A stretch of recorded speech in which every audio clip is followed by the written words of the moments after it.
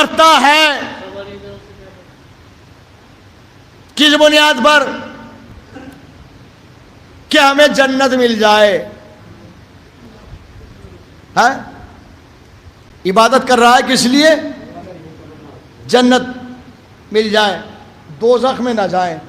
مفہوم یہ نکلے گا، عبادت کی جنت مل جائے گی اور دوزخ میں نہیں جائیں گے. ایک نسخہ مولا کائنات حضرت علی ابن ابی طالب علیہ السلام نے 1400 برس پہلے دیا تھا. عبادت نہ لالچ کی، عبادت نہ خوف کی، عبادت ہے معرفت کی، عبادت ہے حق جانتے ہوئے.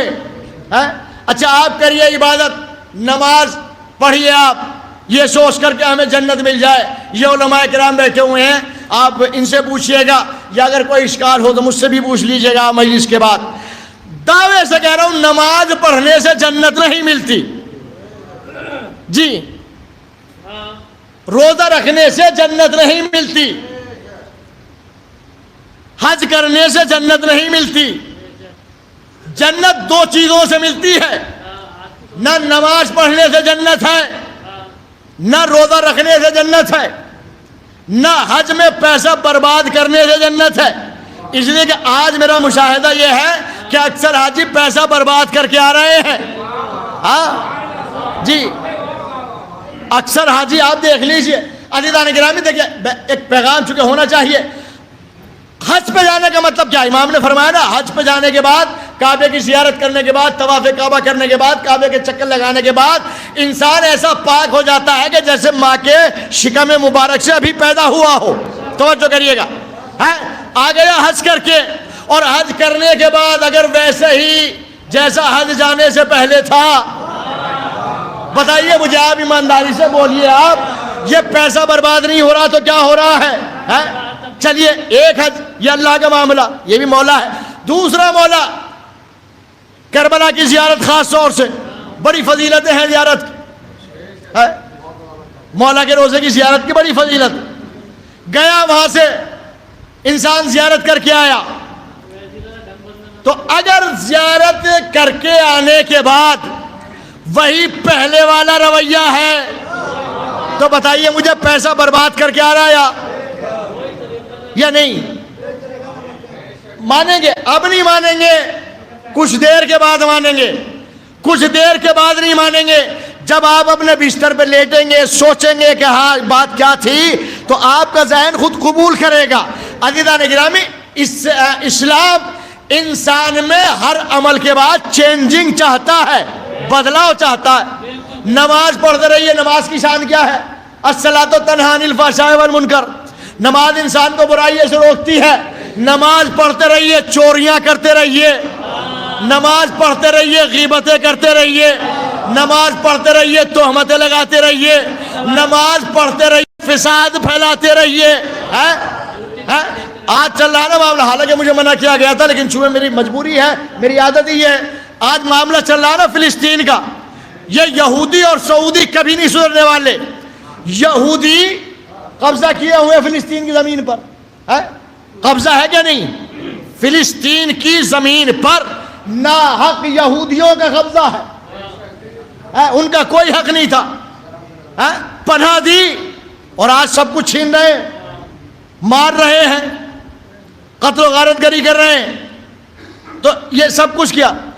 عزیزان گرامی، آج ہم بڑے انہماک کے ساتھ یہودیوں کی مخالفت کر رہے ہیں اور یہ کہہ کے کر رہے ہیں کہ ان کا کوئی رائٹ نہیں بنتا، ان کا کوئی حق نہیں ہے کہ یہ فلسطین کی زمین پہ قبضہ جمائے رکھے. توجہ کریے گا. حالانکہ میری عادت خود یہ ہے کہ میں خود غیر کی زمین دبائے بیٹھا ہوں. غور کریں گے آپ میری بات پر؟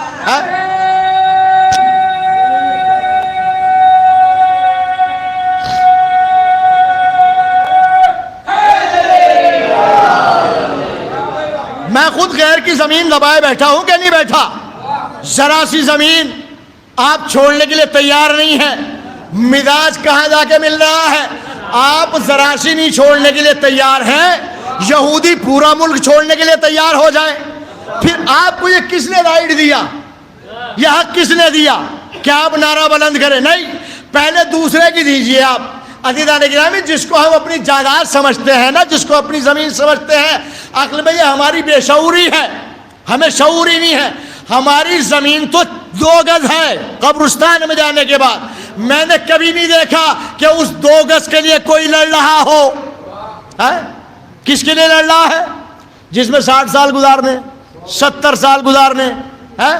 زیادہ سے زیادہ اگر آج کے اس زمانے میں ایوریج ہو جائے تو 100 برس کوئی جی لے، تو میرے خیال سے پھندیڑی میں جو ہے اگر کوئی 100 برس کا یا 150 برس کا ہو جائے تو اس کا الگ سے ہی کوئی اہتمام کر کے اور بٹھا دیا جائے گا کہ صاحب ایک نمائش کے طور پہ کہ یہ 150 برس کے ہو گئے، تو اس کے لیے کوئی نہیں لڑتا۔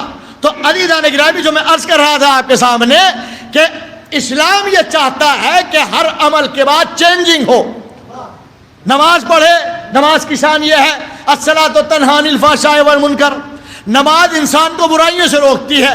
اپنی زندگی کا تجزیہ ہمیں خود کرنا ہے، غیر سے نہیں کرانا کہ بھئی ہمارے اندر برائی ہے یا نہیں ہے، ہمارے اندر کمیاں ہیں یا نہیں ہیں۔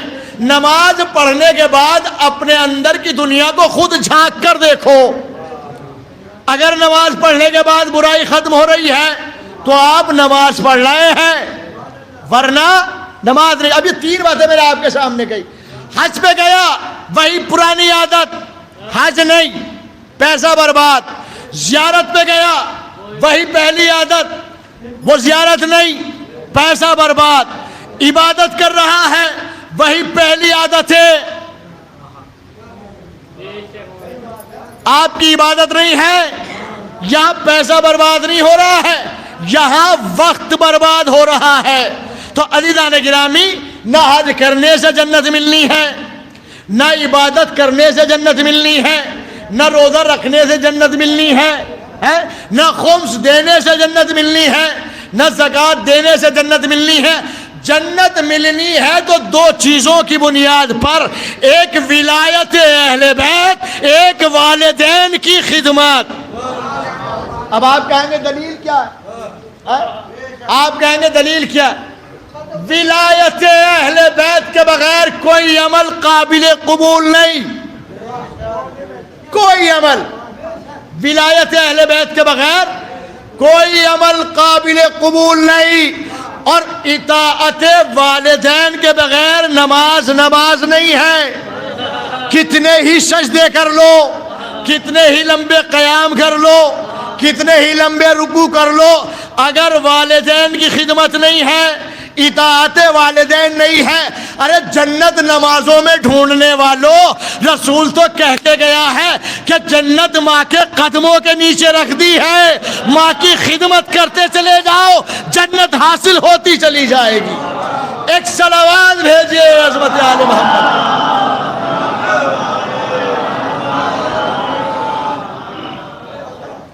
جنت ولایت اور خدمت والدین میں، جنت ولایت اور اطاعت والدین میں۔